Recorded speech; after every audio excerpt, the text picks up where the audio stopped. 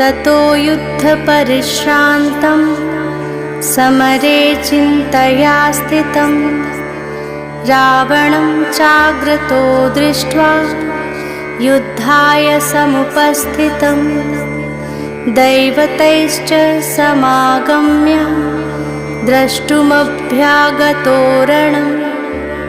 उपागम्याब्रवीत् रामम् अगस्त्यो भगवान् ऋषिः राम राम महाबाहो शृणु गुह्यं सनातनं येन सर्वा नरीन् वत्स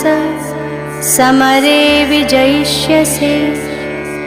आदित्यहृदयं पुण्यं सर्वशत्रुविनाशनं जयावहं जपं नित्यम् अक्षयं परमं शिवम्।